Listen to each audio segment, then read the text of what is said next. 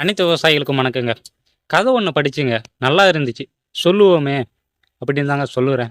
என்ன கதைன்னா, எலி கதை தாங்க இன்னைக்கு சொல்ல போகிறேன். ஒரு வீட்டில் பார்த்தீங்கன்னா, எலி அந்த வீட்டிலே இருந்து, அதாவது உணவுப் பொருள் விவசாய குடும்பமா. அவங்க வீட்டில் பார்த்தீங்கன்னா, நெல், வேர்க்கடலை, மிளகாய் நிறைய விவசாய பொருள்கள் இருந்துச்சாம். அதை சாப்பிட்டுட்டு வீட்டுக்குள்ளேயே இருந்துட்டான். சரி, எலியை பிடிக்கலான்னு பொறி வச்சாங்களாம். அந்த பொறி வைக்கிறதுக்கு பார்த்தீங்கன்னா, தேங்காவை சுட்டு பொறி வச்சாங்களாம். வச்சுட்டு இரவு ஒரு 10 மணிக்கு சத்தம் கேட்டுச்சான். சரி, ஓகே, எலி தான் மாட்டிக்கிச்சு போல தெரியுது. நம்ம காலையில் எழுந்து அதை எடுத்துகிட்டு போய் எங்காவது முள் புதர்லையோ எங்கேயோ விட்டு விடலாம் அப்படின்னு தூங்கிட்டாங்களாம். மறுநாள் காலையில் ஏந்து போய் அந்த எலி பொரியை பார்க்குறாங்களாம். உள்ள எலி இருந்துச்சான். ஆனால் அந்த தேங்காவை சுட்டு வச்சாங்கல்ல, ஒரு இடத்துல கூட கொறிக்கலையாம் அந்த எலி. அதாவது சாப்பிடலையாம். இதுலேயே ஒன்று நல்லா புரிஞ்சுடுங்க. உயிர் பயம் வந்துருச்சுனாலே அது என்ன பண்ணுறன்னு தெரியாது, என்ன செய்யணும்னு தெரியாது. ஏன்னா எலிக்கு தெரியலையா சொல்லுங்கள்? எவ்வளோ பெரிய கட்டையாக இருந்தாலும் அதை கடிச்சிட்டு வெளியே வந்துட்டு இருக்கலாம்.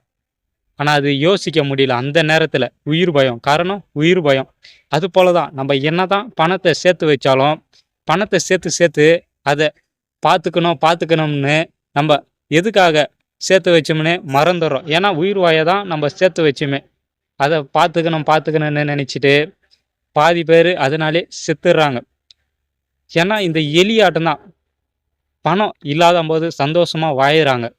அதுவே பணம் இருக்கும்போது பயந்துக்கிட்டு, அந்த பணம் எங்கே யார் திருடுவாங்களோன்னு பயந்துட்டு நிறைய பேர் வாயாமல் செத்துட்டாங்க. இது போல் பணத்தை சேர்த்து வைக்கலாம், தப்பு இல்லை. குறைந்த அளவு சேர்த்து வச்சுங்க. அடுத்தவங்களுக்கு உதவி பண்ணுங்க. பிறர் மனதை புண்படுத்தாதீங்க. முக்கியமாக அடுத்தவங்க வயிற்றை அடித்து பணத்தை சேர்க்காதீங்க. இதுதான் நான் சொல்லுவேன். ஏன்னா அந்த எலியோட தான் மனுஷனோட. ஏன்னா எலியை நினச்சிருந்தா அந்த எலி பொறியே கடிச்சிட்டு வெளியே போயிட்டு இருக்கலாம். ஆனால் அது பயத்தில் வெளியே வரலை. அது போல தான் மனிதன் பணத்தை சேர்த்து வச்சு அதை எப்படி பாதுகாக்கலான்னு யோசிக்கிறானே தவிர எப்படி வாயலான்னு யோசிக்க மாட்டேன்றான். இதை மாதிரி கதையை நானும் கேட்டேன், உங்களுக்கு தெரிய வைக்கலாம், நீங்களும் புரிஞ்சுக்கிங்க.